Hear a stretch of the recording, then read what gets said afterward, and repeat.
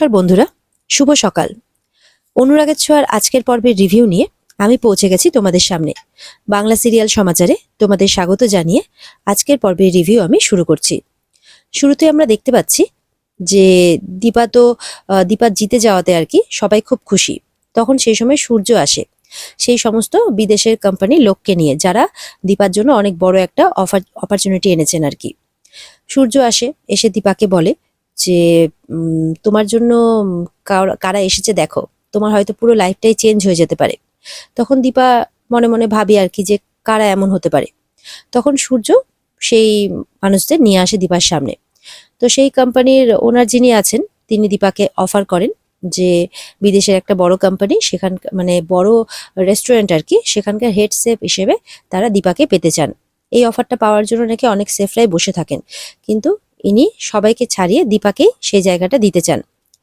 এদিকে তো রূপা মনে মনে ভাবছে যে মা কি তাহলে সত্যি সত্যি বিদেশ চলে যাবে দেশ ছেড়ে? তাহলে তো আমি মাকে দেখতেই পাবো না আর কখনো, মাকে মা বলেও ডাকতে পারবো না। আর ওদিকে দীপা বলে যে না স্যার, আমাকে ক্ষমা করবেন, আমি এই অফারটা নিতে পারবো না।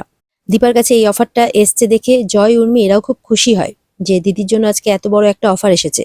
কিন্তু দীপা সেই অফারটা নিতে চায় না, কারণ দীপা এই কম্পিটিশনটা লড়েছিল শুধুমাত্র রূপার চোখের অপারেশনের জন্য আর বিং বং এর একটা ভালো উন্নতির জন্য, একটা ভালো সুনামের জন্য। সেই উদ্দেশ্য দীপার পূরণ হয়ে গেছে, তাই এর থেকে কোনো বড় আশা বা পাওয়া দীপার নেই। দীপা তো না করে দেয়, ওনারা চলে যান। সূর্য হাততালি দেয়, কারণ সূর্য মনে মনে জানতো যে দীপা ঠিক এমনটাই করবে। দীপার কাছে হাজারো বড় অপরচুনিটি এর আগেও এসেছে, কিন্তু দীপা নিজের পরিবার ছেড়ে এত বড় অপরচুনিটিকে কোনোদিনই বেছে নেননি। সূর্য বলে আমি জানতাম তুমি এমনটাই করবে, কিন্তু আবার আস্তে আস্তে একটা ভয়ও হচ্ছিল যে যদি তুমি অফারটা মেনে নাও তাহলে তো তুমি আমার থেকে দূরে চলে যাবে, তখন আমি তোমাকে আর দেখতেও পারবো না, আর তোমার থেকে দূরে আমি থাকতেও পারবো না। দীপা বলছে যে আমার জন্য আপনি ভাবা বন্ধ করে দিন। আজকে যখন আমি এই পুরস্কারটা জিতলাম তখন আমার শুধুমাত্র আমার পরিবারকে, আমার মেয়েদেরকেই দেখতে ইচ্ছে করছিল, কিন্তু আমি এটাও চাইনি যে আমার জন্য আপনার জীবনে কোনো অশান্তি নেমে আসুক। আজকে সোনা যা কিছু করছে সেটা ওর মনের দুঃখ থেকে করছে, সেটা তো আমি আপনি খুব ভালো করেই জানি। আজকে পুরো পৃথিবী যাই ভাবুক না কেন, ও কিন্তু এখনো সেই ছোটবেলাকার সেই পাতামি আর হিংসুকুটির মধ্যেই আটকে থেকে গেছে। ও কিন্তু বড় হয়নি, ও এখনো পর্যন্ত ওর বাবাকে কারোর সাথে শেয়ার করতে পারে না। এটা শুনে তো সূর্য একটু হাসে। দীপা বলে আজকে যে যাই ভাবুক না কেন, আমাকে আপনাকে আমাদের দায়িত্বটা পালন করতে হবে। আমরা এবার না হয় আমাদের মেয়ের প্রতি আমাদের কর্তব্যগুলোকে পালন করি। সূর্য চোখে জল, সূর্য দীপার দিকে দেখতে থাকে। ঠিক সেই মুহূর্তে দেখা যাচ্ছে দীপার ফোনে একটা ফোন আসে। এদিকে উর্মি যখন যায়, জয়কে বলে তুমি যাবে না? জয় বলে তুমি যাও, আমি একটু না হয় এই সময়টা বৌদির সাথেই থাকি। তখন উর্মি চলে যায়। এদিকে তো ব্যাংকের লোকজন সাক্ষ্যদীপের কাছে চলে এসেছে সেখানেও, যেহেতু সময় মতো সে টাকা দিতে পারেনি, তাই ব্যাংকের লোকজনের কাছে সাক্ষ্যদীপ দুদিনের সময় চেয়ে নিচ্ছে। সেই সময় দীপা আসে। দীপা এসে বলে কেন স্যার, সময় চাওয়ার কি আছে, আমাদের কাছে তো টাকা আছে, তাহলে আমরা এক্ষুনি দিয়ে দিই সেটাকে। তখন সাক্ষ্যদীপ বারণ করে, তবুও দীপা শোনে না। দীপা চেক বের করে আর তাদেরকে বলে যে আপনাদের সমস্ত পাওনা আমরা এক্ষুনি মিটিয়ে দেব। তখন সাক্ষ্যদীপ আবারও দীপাকে আটকায়, বলে যে দাঁড়ান, একটা শর্তে, আমার এক্সট্রা যেগুলো লোন আছে সেগুলো আপনি দিয়ে দিন, কোনো অসুবিধে নেই, কিন্তু যেটা আমার মেন লোন চলছে সেটা তো আমার ইএমআই চলছে, সেভাবেই চলুক, আমি সেভাবেই চালাতে চাই। তখন ব্যাংকের লোকজনও সেটাতে রাজি হয়। তারপর সাক্ষ্যদীপ আরেকটা কথাও বলে যে আপনার কাছ থেকে আমি টাকা নেব, কিন্তু একটাই শর্তে, আপনাকে আরেক জায়গায় সই করতে হবে, আপনি 1 মিনিট দাঁড়ান, আমি আসছি। তখন সাক্ষ্যদীপ একটা ফাইল নিয়ে আসে, বলে যে এই পেপারটাতে সিগনেচার করতে হবে। দীপা বলে এটা কিসের পেপার? বলে যে আপনার টাকা আমি তখনই নিতে পারবো যখন আপনি আমাদের কোম্পানিতে, মানে আমাদের রেস্টুরেন্টে 50% অংশীদার হবেন, মানে পার্টনারশিপ। তখন দীপা তো অবাক হয়ে যায় এটা শুনে। দীপা বলে না না, এইসবের কি প্রয়োজন আছে, এইসবের কোনো প্রয়োজন নেই। আর এটা শুনে কিন্তু সাক্ষ্যদীপের মা জয়ী এরা খুব খুশি হয় যে পার্টনার করতে চাইছে আর কি ব্যবসাতে সাক্ষ্যদীপ দীপাকে, কারণ দীপা এত কিছু করছে তাদেরকে নিজের ভেবে। দীপা তো কিছুতেই রাজি হয় না। সাক্ষ্যদীপ বলে দেখুন, আপনি তো আমাদের পরিবারকে নিজেরই ভাবেন, আর সেই জন্য আপনি আমাদের সবার পাশে আছেন, তো অফিসিয়ালিও পাশে থাকুন না, কোনো অসুবিধে নেই। সাক্ষ্যদীপের মা তখন বলে সই করে দাও এসজি, কারণ তুমি যদি সই না করো তাহলে কিন্তু সাক্ষ্য টাকাটা নেবে না, আর টাকা না নিলে তো কোনো সমস্যার সমাধানই হবে না, তাই সইটা করে দাও। দীপা তখন একটু ভাবনা চিন্তা করে নিয়ে বলে আচ্ছা ঠিক আছে। দীপা রাজি হওয়াতে সবাই খুব খুশি হয়ে যায়। দীপা সইটা করে দেয়। সই করার পর যা পাওনা গন্ডা আছে সেই সমস্ত কিছু চেক দিয়ে সবকিছু মিটিয়ে দেয়। ব্যাংকের লোকজন চলেও যায় ওখান থেকে। তারপরে তারা আবার রেস্টুরেন্টে ফিরে আসে। দেখা যাচ্ছে দীপার সাথে জয়ও এসেছে। এদিকে তো রেস্টুরেন্টে ফিরে এসে তারা খুব খুশি। দীপা বলে এবার পুজো দিয়ে সবকিছু নতুন করে শুরু করবে। এদিকে দীপারা যখন নতুন ভাবে আবার সবকিছু শুরু করবে, তখন জয় বলে, বৌদিদি আমি একটা কথা বলতে চাই, আমাকে একটা চাকরি দেবে? তখন দীপা বলে, আমি জানতাম যে তুমি এখানে কোনো না কোনো উদ্দেশ্য নিয়ে এসেছো, তবে ভয় পেও না আমার কথায়। আমি এটা বলতে চাইছি যে তুমি তো চাকরি চেয়েছো, মানে তুমি কাজ করে খেতে চেয়েছো, মানে খাটতে চেয়েছো, পরিশ্রম করতে চেয়েছো, এটা তো খুব আনন্দের খবর। তখন সাক্ষ্যদীপের কাছে যায়, বলে যে স্যার আপনি তো আমাকে পার্টনারশিপ করেছেন, তো আমি কোনো অধিকার দাবি করছি না, কিন্তু একটা রিকোয়েস্ট করছি, যদি একটা চাকরি। তখন সাক্ষ্যদীপ বলে, আমি শুনেছি, আমি সবটাই শুনেছি, আপনাকে এইভাবে না বললেও চলবে। আমাদের এখানে ম্যানেজারের পোস্টটা খালি আছে, উনি চাইলে জয়েন করতে পারেন। তখন তো এটা শুনে দীপা খুব খুশি হয়ে যায়, জয়ও খুশি হয়। তখন দীপা জয়ের কাছে যায়, গিয়ে বলে, দেখো ভাই, তুমি কিন্তু এর আগে আমার বিশ্বাস ভেঙেছো, আর সেটা খুব বেশি দিন হয়ওনি, আর সেই ঘাটা এখনো দগদগেই আছে। তাই চেষ্টা করবে এবার এমনভাবে পরিশ্রম করার যাতে সেই ঘাটা ভরতে পারে, আর আর কিন্তু আমার বিশ্বাসে তুমি আঘাত করো না। তখন জয় বলে, এবার আমি পুরোপুরি চেষ্টা করব বৌদিদি, যাতে আমি নিজেকে প্রমাণ করতে পারি। তখন দীপা আরো বোঝায় যে দেখো, তুমি তো বড় লোকের ছেলে, অর্ডার করাটাই তোমার কাজ, আর এটাই স্বাভাবিক। কিন্তু এখানে হয়তো তোমাকে অনেকে অর্ডার করবে, তোমার কাছে হয়তো তোমাকে হয়তো এমনও অনেক কথা বলবে, বা হয়তো তোমাকে সবার হয়ে খাটতে হবে, পরিশ্রম করতে হবে, সবার অর্ডার মানতে হবে। তো কোথাও না কোথাও এই এই ব্যাপারটা কিন্তু তোমার খারাপ লাগতে পারে, কিন্তু আমার বিশ্বাস আছে যে তুমি এগুলোকে জয় করতে পারবে, তুমি পারবে এমনটা করতে। এই বলে জয় বলে যে হ্যাঁ বৌদিদি আমি পারবো। যাই হোক, তো জয় তো কাজে জয়েন করে। যাই হোক, কাজকর্ম এবার শুরু হয়েছে, রেস্টুরেন্ট সাজানো হচ্ছে, হাজারো ক্রিসমাস বলে কথা। এদিকে দেখা যাচ্ছে যে ওখানে যে কর্মচারীরা আছে তাদেরকে জয় অর্ডার করছে, এই এই বক্সটা এখানে কেন রাখলে এইভাবে। কিন্তু এখানে তো এইভাবে কাজ হয় না, এখানে সবাই একটা পরিবার হিসেবেই একে অপরকে সাহায্য করেই কাজ করে। দীপা তখন বলে, ভাই আমি বুঝতে পারছি, দেখো আমরা যেই বাড়িতে ছিলাম সেই বাড়িতে আমাদেরকে কাউকে কোনো কিছু করতে হয়নি, শেফালি দি ছিল, আমরা তাকেই সবকিছু বলতাম করার জন্যে। তাই এই স্বভাবটা হওয়া কিন্তু স্বাভাবিক। তাই এতে লজ্জা বা ভয় কোনোটাই পাওয়ার কোনো দরকার নেই। কিন্তু আমার বিশ্বাস আছে, আমি তুমি সবাই পারবো, আমরা পারবো। এখানে তো পরিস্থিতি একরকম নয়, তাই আমাদেরকে পারতে হবে। যাও এই বক্সটা তুমি গিয়ে রেখে এসো। জয়কে বোঝানোর পর জয় বুঝতে পারে। তারপর জয় নিজের কাজটা আবার ভালো মতো করতে থাকে। এদিকে দীপার এইরকম বোঝানো দেখে, এরকম কাজ দেখে সাক্ষ্যদীপের মা খুব খুশি হয়। বলে যে তুমি এইভাবে আমাদের পাশে থাকো, তাহলেই আমরা অনেক কিছু জয় করতে পারবো। ইতিমধ্যে দেখা যাচ্ছে বাইরে প্রেস, মিডিয়া, এমনকি অনেক লোক ভিড় করেছে। যেহেতু দীপা একটা বড় জায়গা থেকে জিতে এসেছে, তো রেস্টুরেন্টে প্রচুর ভিড় লেগে গেছে এবার লোকের খেতে আসার জন্য। সবাই দীপার হাতে খেতে চাইছে, কিন্তু তারা তো এখন প্রস্তুত নয়, তারা তো সবাই একটা জায়গা থেকে এসেছে, তো একটা প্রস্তুতি নিতেও সময় লাগে। তখন জয় বলে যে আমরা কি করে এত কিছু সামাল দেব। তখন দীপা বলে, আচ্ছা দাঁড়াও আমি দেখছি। তখন দীপা সেই প্রেস মিডিয়ার কাছে যায়। মিডিয়ার কাছে গিয়ে দীপা তাদের কাছ থেকে একটু সময় চেয়ে নেয়, যে এত কিছু রান্নার প্রিপারেশন নিতে তো তাদের একটু সময় লাগবে, তো তাদেরকে সবাইকেই রান্না করে খাওয়ানো হবে, শুধু একটু সময় দিতে বলে দীপা। তখন সবাই রাজি হয়ে যায়। দীপা এবার ভেতরে গিয়ে সাক্ষ্যদীপের সাথে একটা প্ল্যান শেয়ার করে। সে ঠিক করেছে যে ক্রিসমাসে একটা স্পেশাল উইক রাখবে, যেখানে প্রত্যেকদিন ডিনারের ব্যবস্থা করা হবে, তাতে তাদের বিজনেসটাও বাড়বে, আর হয়তো তারা ইনভেস্টারও পেয়ে যাবে। তো দীপা বলে যে কেমন লাগলো আইডিয়াটা। দীপার আইডিয়া সবারই ভালো লাগে, আর সেই মতো করেই কাজ শুরু হয় আর কি। ক্রিসমাস উপলক্ষে পুরো রেস্টুরেন্টকে সাজানো হয়েছে। তাদের সেই রকম স্পেশাল উইকও মানে রেডি হয়ে গেছে আর কি, সেরকম ব্যবস্থাও রেডি হয়ে গেছে, লোকজন সেখানে আসতেও শুরু করেছে। এবার সাক্ষ্যদীপ দীপাকে বলছে যে আমরা তো তাহলে এবার পার্টনার হলাম। দীপা বলে, রিয়েল লাইফ পার্টনার নয় নয় স্যার, আমরা বিজনেস পার্টনার হলাম। তখন সাক্ষ্যদীপ বলে যে দেখুন, আপনি তো এখন জয়ীর মা আর আমি বাবা, তো আমরা কি আমাদের সম্পর্কটাকে এগোতে পারি না, মানে সেইভাবে নয়, ওই কো পেরেন্টিং আর কি। তখন দীপা বলে যে আমি অ্যাকচুয়ালি এই সমস্ত কিছু এখন ভাবতে পারছি না স্যার, আসলে আমার কাছে এই ব্যাপারটা এখন খুব কঠিন।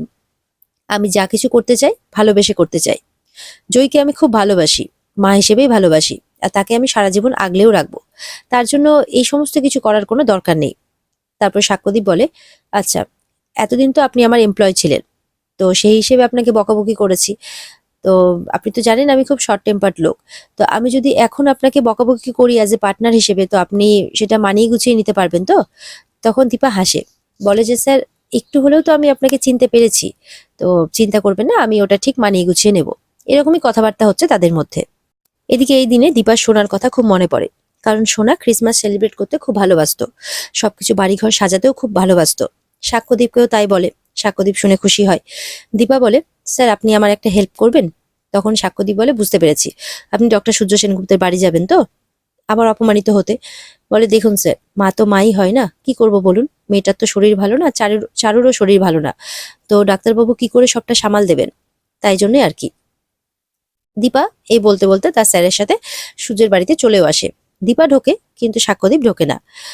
দীপাকে দেখে তো চারু একটু অবাক হয়, সেরকম ভাবে কথাবার্তা বলে না, ভালো পছন্দও করে না আর কি চারু এখন দীপাকে। দীপা সূর্যকে বলছে, বা চারুকেও বলছে আর কি, যে আমি কোনো রকম জটিলতা বাড়াতে এখানে আসিনি। আসলে সোনা তো এই দিনটাকে সেলিব্রেট করতে খুব ভালোবাসে, তাই ডাক্তারবাবু একা পেরে উঠবেন কিনা, এদিকে উম তোমার আর অলির শরীরটা খারাপ না থাকলে হয়তো আমি এতটা ভাবতাম না। তখন সূর্য বলে, তোমাকে এত কৈফিয়ত দিতে হবে না, এসো না বসো। বলে, না, আমি একটু সাজিয়ে দিয়ে চলে যাব। তখন দীপা সূর্যের হাতে হাতে সাজাতে থাকে। সূর্যের বাড়িতে দীপা সূর্যের সাথে মিলে সাজাতে থাকে। কিন্তু যখনই অলি ওপর থেকে আসে, তখন অলি আরো রাফ বিহেভিয়ার করে তার মায়ের সাথে। তার মার সাথে এতই খারাপ ব্যবহার করে, সমস্ত মানে যা কিছু সাজানো হয়েছিল সবকিছু ছিঁড়ে ছিঁড়ে ফেলে দেয়, উল্টোপাল্টা কথা বলে, বাজে মহিলা, নির্লজ্জ মহিলা, উল্টোপাল্টা অনেক কথা বলে। দেখা যাচ্ছে চারুও সেই সময় পড়ে যায়। দীপা সামলাতে গেলে অলি কি করে, তার মাকে বলে যে যেহেতু চারুকে সে মা বলে, তাই তার মায়ের কাছে যাতে দীপার মতো নির্লজ্জ মহিলা না যায়। এমনকি এতটাই খারাপ ব্যবহার করে যে দীপার হাত ধরে টানতে টানতে তাকে ঘর থেকে বের করে দেয়। সূর্য তো খুব রেগে যায়, বলে যে আমি তোমাকে ঠিকমতো মানুষ করতে পারিনি, ঠিকমতো শিক্ষাও দিতে পারিনি, আমি নিজের শিক্ষাতেই নিজেকে ধিক্কার জানাচ্ছি আজকে। যাই হোক, দীপা তো কাঁদতে থাকে।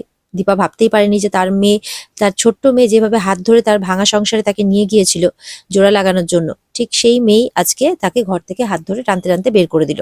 দীপা তো কাঁদতে থাকে দরজার বাইরেই। তখন সাক্ষ্যদীপ আসে, দীপাকে বলে যে চলুন আপনি এখান থেকে। দীপা তখন সাক্ষ্যদীপের সাথে চলে যায়। এদিকে দীপা রেস্টুরেন্টে এসে তো সবজি ঠিকঠাক করে কাটতে পারছে না, কারণ তার অলির কথাগুলোই মনে পড়ছে। বারবার করে অলির কথা মনে আসাতে তার সবজি কাটা উল্টোপাল্টা হয়ে যাচ্ছে। তখন সেখানে সাক্ষ্যদীপ আসে, এসে তাকে হেল্প করতে থাকে। সাক্ষ্যদীপ বলে, আচ্ছা আজকের দিনটা না হয় আমরা এই কথাগুলোকে ভুলে যাই, আজকের দিনটা অলির কথাকে দূরে রেখে একটু হাসি মুখে থাকার চেষ্টা করুন। তখন শোনা যাচ্ছে যে যখন জয় ঢুকছে আর কি, জয় একটু লেট করে ফেলেছে। এদিকে ভোর 4টে থেকে সবাই মিলে হাতে হাত লাগিয়ে কাজ করছে, বিক্রমরাও আর সবাই আর কি। জয় ঢুকেছে ঠিক 10টার সময়, একদম রাজা মহারাজার মতো।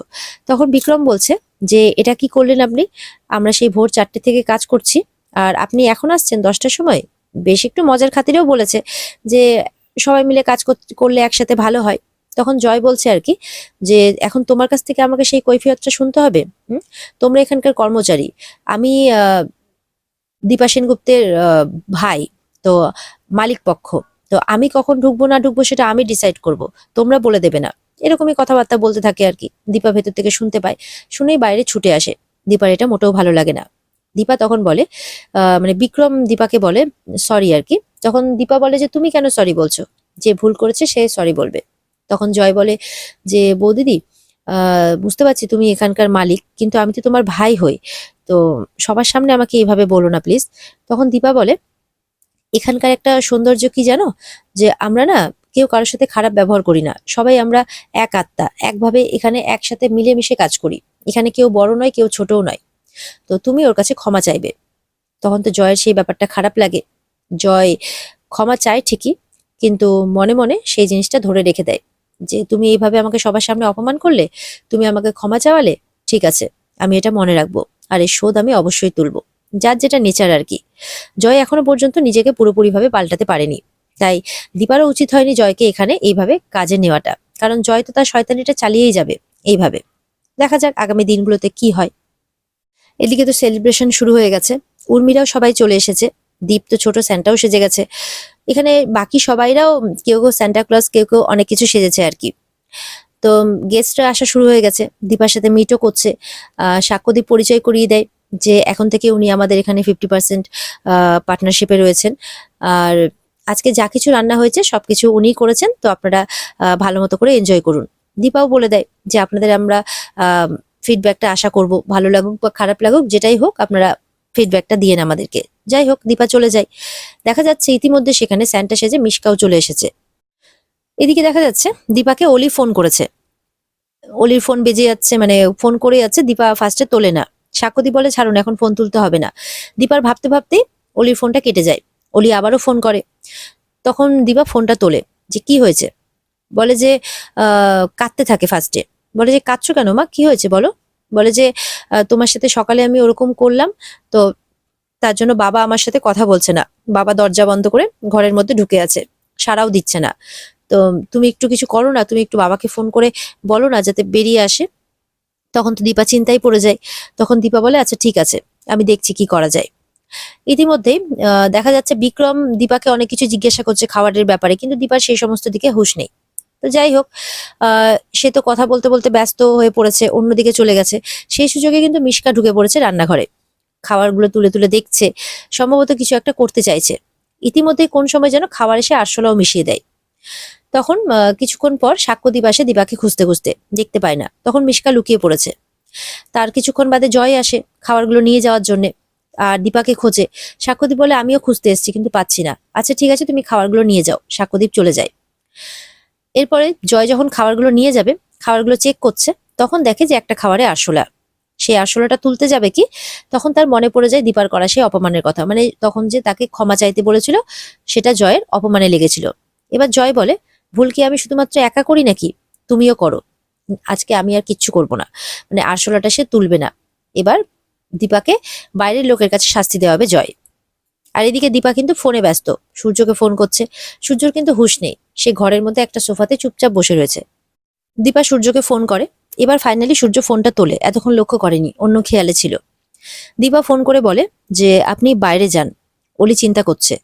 তখন সূর্য অবাক হয়, বলে আমি যে ঘরের মধ্যে আছি এটা তুমি কি করে জানলে। তখন দীপা বলে আমাকে অলি ফোন করেছিল, ফোন করে সবটা জানাই, ও খুব কষ্ট পাচ্ছে। সূর্য বলে যেই মাকে ও হাত ধরে বাইরে বের করে দিয়েছে সেই মাকে ও আবার ফোনও করে, স্ট্রেঞ্জ। যাই হোক ঠিক আছে, আমি বাইরে যাচ্ছি, তুমি চিন্তা করো না। তারপর দুজন দুজনকে মেরি ক্রিসমাস উইশও করে। এদিকে তো রেস্টুরেন্টে সবাই মিলে আর কি খাবার খাচ্ছে, খুব মজা করেই খাচ্ছে। দীপার হাতে রান্না সবার খুব ভালোও লেগেছে। ইতিমধ্যেই একজন গেস্ট খুব রেগে যায়, কারণ তার পাতেই আরশোলাটা পড়েছে। দীপাকে বলে আপনি একজন কুক, হেড সেফ, আপনি একটা কম্পিটিশন জিতে এসেছেন, হাইজিনের ব্যাপারটা আপনার লক্ষ্য রাখাটা উচিত ছিল। আপনাকে প্রচন্ড ধিক্কার জানানো হয় আর কি দীপাকে। প্রেস মিডিয়া কিন্তু জড়ো হয়ে গেছে ইতিমধ্যে। এদিকে তো প্রেস মিডিয়া সব জড়ো হয়ে গেছে, দীপাকে অনেক খারাপ খারাপ কথা বলা হচ্ছে।